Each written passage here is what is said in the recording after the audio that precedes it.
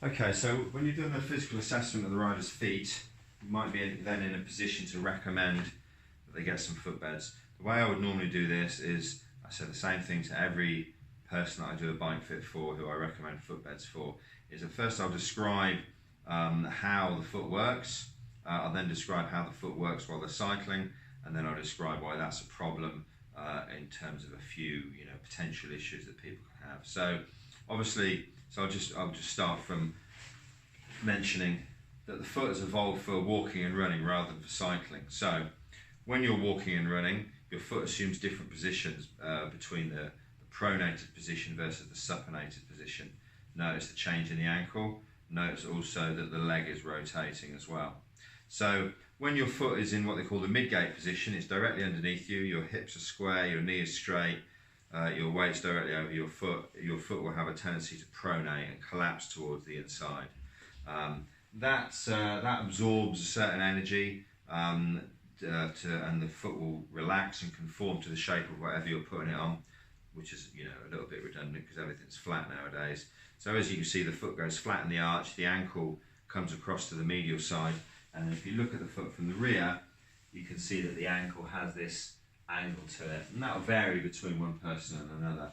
So that's in contrast to a position later in the gait cycle, the toe-off phase, where the heel is now tilted pretty much in the opposite direction.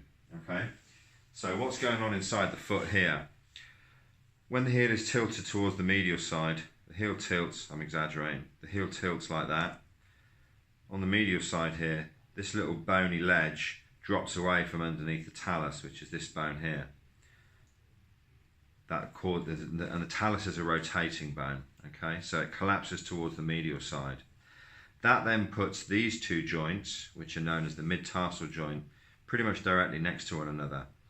Now the mid-tarsal joint, they don't move separately because they're attached by adjacent bones, so they have what's called a common axis, so an axis that both of them have to conform to in terms of movement. So in this position, the axis is in around about this direction here, whereby if we get vertical flexion at the front, those two joints move quite nicely.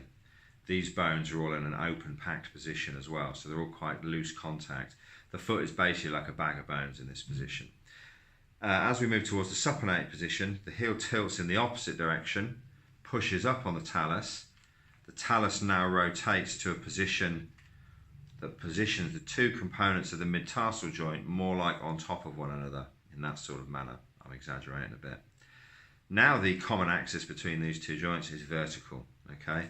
So if I try and bend that vertical axis along its length, it doesn't do anything. Though the effect is that when your foot is in this rear position, it's much stiffer than when it's in this pronated mid-gate position, okay? So there are a few mechanisms that make your foot go from one to the other. So one is bending the toes back. So there's a ligament that attaches the toe to the heel. It pulls tight as you flex your toes up, and you see how that straightens out the ankle, gives me a much more pronounced arch on the foot as well. So that's one mechanism. Remember I said that the pronation of the foot is also rotation of the leg. So medial rotation when it's pronating. So if I then rotate that leg laterally by leading forward with my opposite hip, but the foot is fixed to the ground, the ankle starts to supinate there. And then lastly, as I point the foot right down, the Achilles pulls up on the medial side, just tilts the heel across slightly.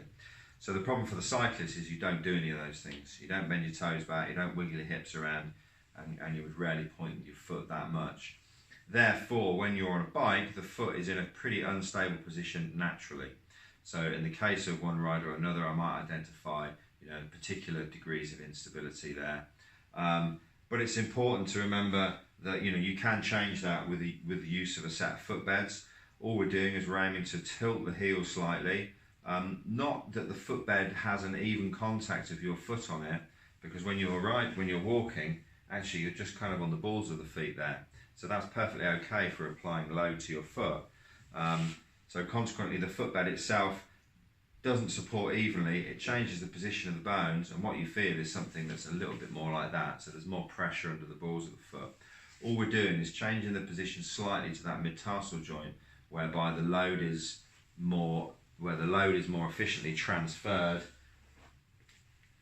from the tibia down through these bones of the midfoot, primarily to that one, to a lesser degree, 2 and 3 and so on. And the footbeds work quite well in that sense. Let me get some to hand.